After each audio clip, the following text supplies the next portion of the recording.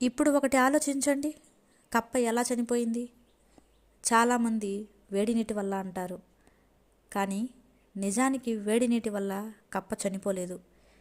నీటిలో నుంచి ఎప్పుడు బయటికి దూకేయాలి అని నిర్ణయించుకోలేక చనిపోయింది. కొద్దిగానే వేడి పెరిగింది కదా, సర్దుకుపోదాంలే అనుకుంటూ వేడి నీటిలోనే ఉండిపోయింది. చివరికి నీరు మరిగేసరికి అది బయటికి దూకలేకపోయింది. అలాగే మనం కూడా జీవితంలో అడ్జస్ట్ అవ్వాలి, కానీ అడ్జస్ట్ అవుతూనే ఉండి జీవితంలో పైకి ఎదగకుండా అక్కడే ఉండిపోవద్దు. ఎదుటివారికి మనల్ని మానసికంగా, శారీరకంగా, ఆర్థికంగా హింసించే అవకాశం ఇచ్చాము అనుకోండి, వాళ్ళు హింసిస్తూనే ఉంటారు. మనం మొదట్లో భరించగలం, కానీ చివరికి వచ్చేసరికి భరించలేము. అందుకే మనకు శక్తి ఉన్నప్పుడే సమస్య నుండి బయటికి వచ్చేయాలి. పర్లేదులే అనుకుంటూ భరిస్తూ ఉంటే చివరికి సమస్యల వలలో చిక్కుకొని బాధపడవలసి వస్తుంది.